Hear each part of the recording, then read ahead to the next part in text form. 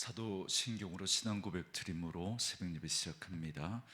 전능하사 천지를 만드신 하나님 아버지를 내가 믿사오며 그 외아들 우리 주 예수 그리스도를 믿사오니 이는 성령으로 잉태하사 동정녀 마리아에게 나시고 본디오 빌라도에게 고난을 받으사 십자가에 못 박혀 죽으시고 장사한 지 사흘 만에 죽은 자 가운데서 다시 살아나시며 하늘에 오르사 전능하신 하나님 우편에 앉아 계시다가 저리로서 산자와 죽은 자를 심판하러 오시리라.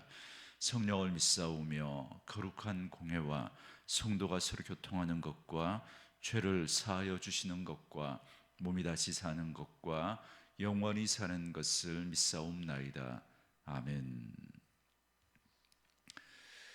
이 아침에 우리에게 주시는 하나님의 말씀은 요한복음 9장 13절에서 23절 말씀까지, 요한복음 9장 13절에서 23절 말씀까지 우리 말씀 찾으셨으면 한 목소리로 같이 읽습니다.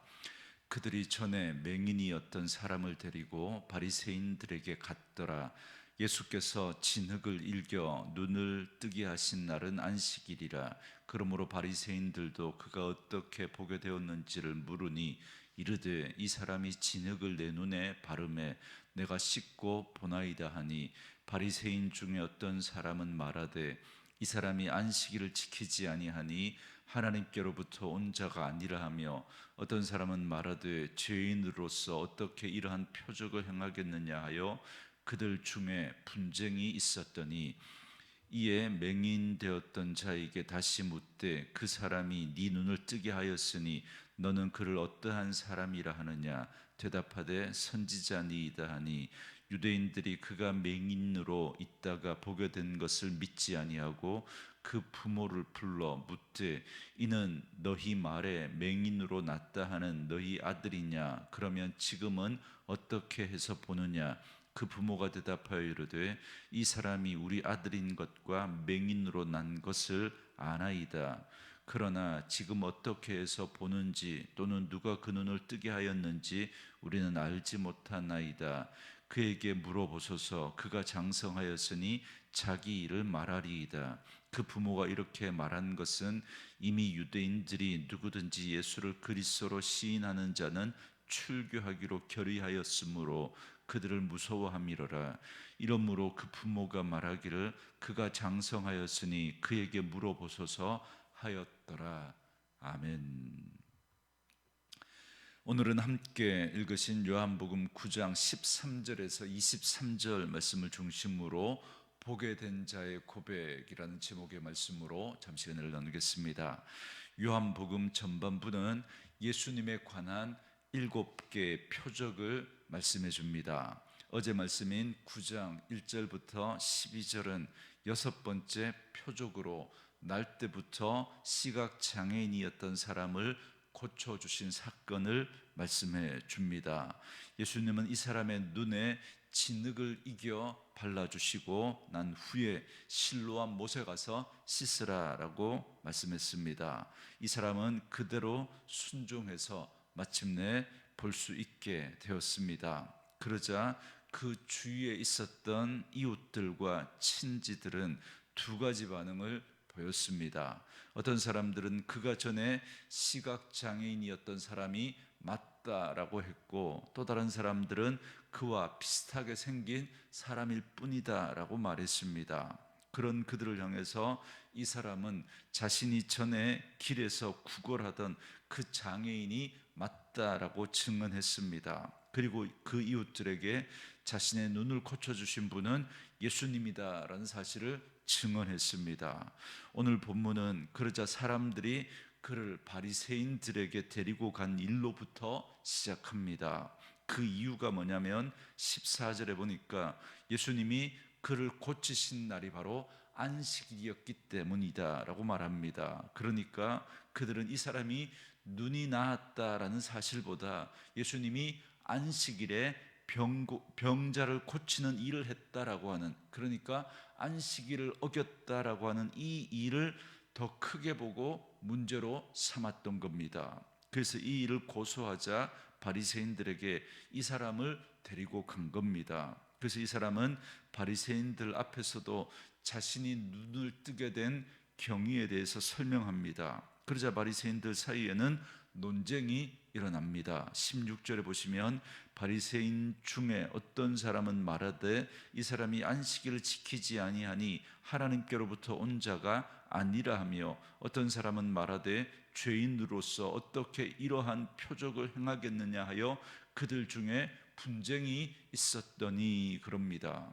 그들 중에 일부는 안식일을 어긴 예수님은 하나님의 사람이 아니다라고 주장을 했고, 또 어떤 사람들은 그가 만약에 죄인이라면 어떻게 이런 표적을 행할 수 있겠냐라고 하면서 예수님을 하나님의 사람이 맞다라고 하면서 서로 맞섰습니다. 이 일로 바리새인들 사이에는 논쟁이 벌어졌고 결론을 내리지 못했습니다. 그러자 눈 고침 받은 그 사람을 불러서 너는 그를 어떠한 사람이라고 생각하느냐라고 묻습니다. 그러자 이 사람은 분명하게 대답하기를 그분은 선지자입니다 라고 했습니다. 그는 바리새인들을 두려워하지 않고 담대하게 자기의 소신을 밝힌 겁니다.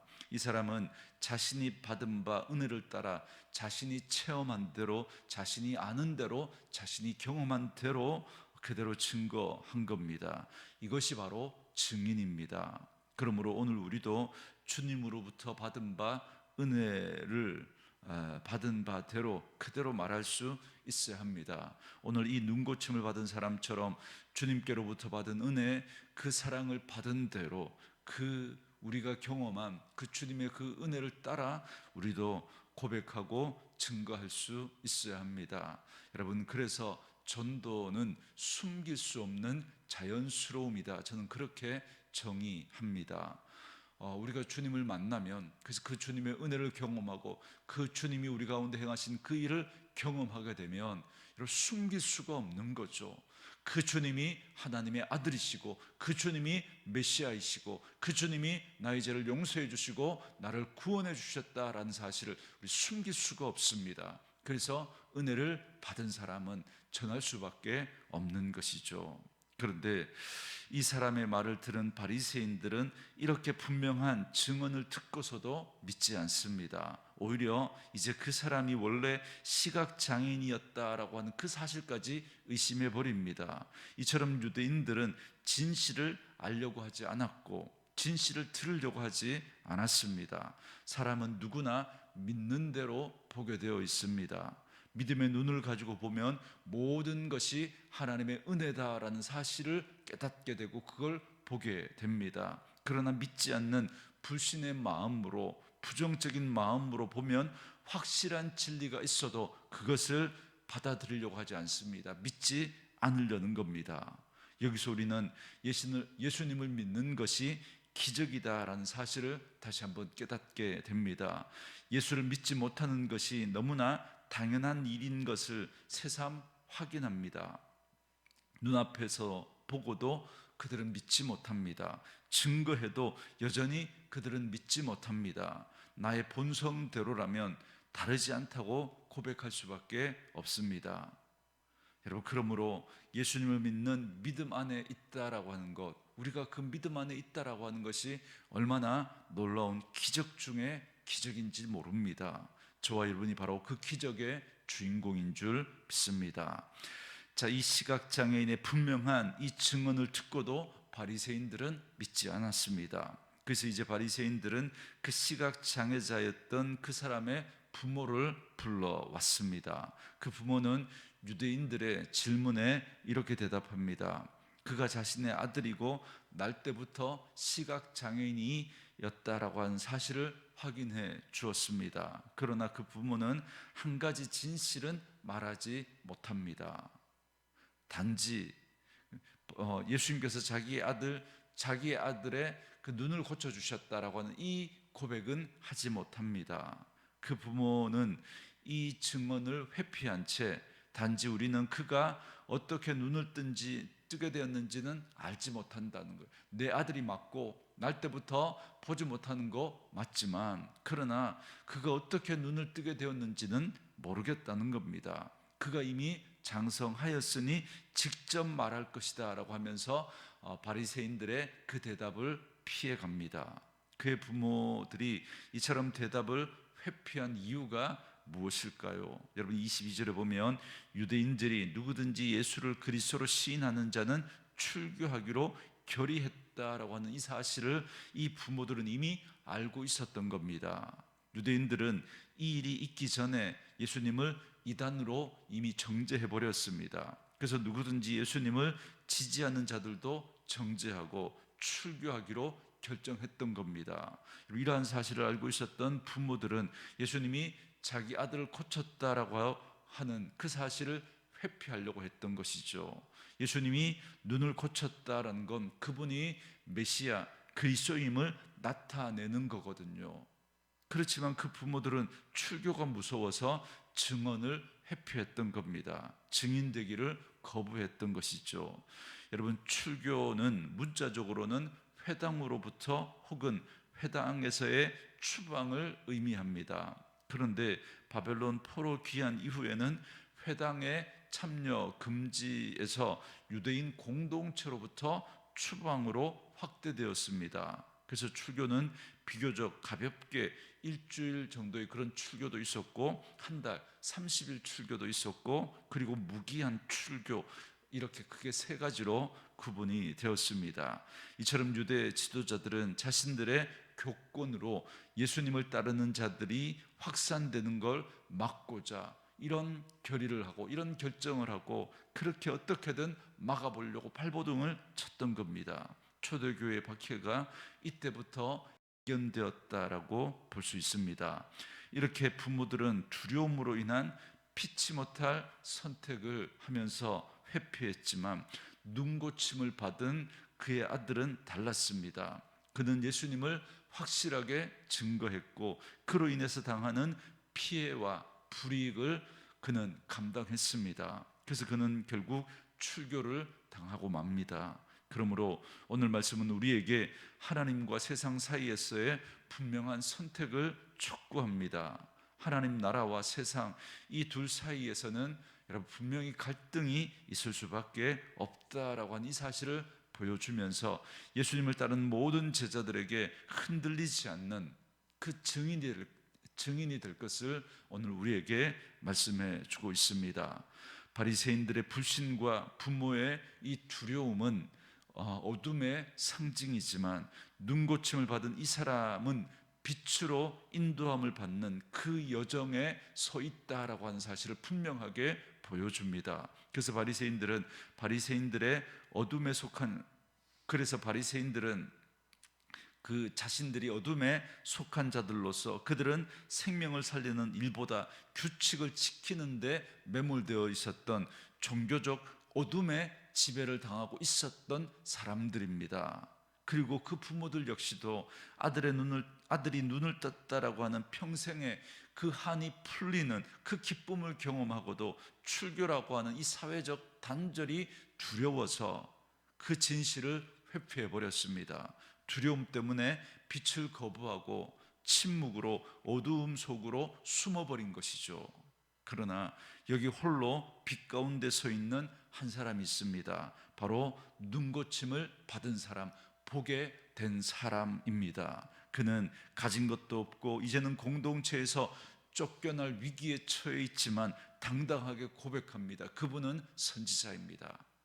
자신의 수준에서 지금 이 고백을 하고 있는 것이죠. 그는 육신의 눈만 뜬 것이 아니라 영혼의 눈이 밝아져서 자신을 고치신 분이 하나님께로부터 오신 분이다라는 것을 꿰뚫어 봤던 겁니다. 그러므로 오늘 우리들도 매 순간 이런 선택의 기로에 서게 됩니다. 세상의 안락함을 위해서 진리에 대해서 침묵할 것인가, 아니면 출교라고 하는 그런 사회적 불이익과 손해와 단절을 감수하고서라도 예수 그리스도는 주님이시다라고 하는 믿음의 고백을 할 것인가, 이 선택의 기로에 우린 서게 됩니다. 그러므로 어떠한 손해와 어려움이 있다고 할지라도 두려워서 피하여 숨는 자가 아니라 정말 진리 가운데 서서 분명하게 예수 그리스도를 고백할 수 있는,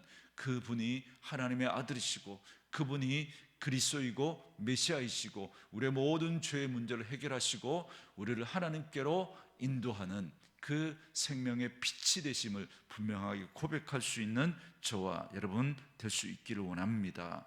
여러분, 정말 우리가 예수님을 따른다라고 하는 건 우리가 그리스도에게 속했기 때문에, 우리가 세상에 속하지 않았기 때문에 세상이 우리를 미워합니다. 그래서 세상은 예수 믿는 우리 그리스도인들을 근본적으로 좋아하지 않습니다. 그러나 여러분, 우리가 세상 가운데서 정말 빛에 속했기 때문에 그것 때문에 받는 그런 고난, 그것 때문에 받는 그런 불이익은 우리가 감수해야 합니다. 그러나 우리가 세상 가운데서 정말 하나님의 사람으로서 잘못 살아서 그렇게 우리가 당하는 그 고난은 우리가 돌아보고 부끄러워할 수 있어야 합니다. 저는 저와 여러분들이 이 세상 가운데 매력적인 그리스도인이 될 수 있기를 원합니다. 하나님이 이 세상을 만드실 때 보시기에 좋았다 그렇게 말씀하지 않았습니까? 그리고 마지막에 사람 만드시고 보시기에 심히 좋았다 그랬습니다. 그렇기 때문에 정말 우리가 그리스도인으로 하나님의 백성으로 우리의 삶의 모습들이 회복되어져 간다면 여러분, 우리는 세상 가운데 매력적인 사람이 되어야 됩니다. 야, 저 사람 참 좋다라는 그런 고백을 들을 수 있어야 합니다.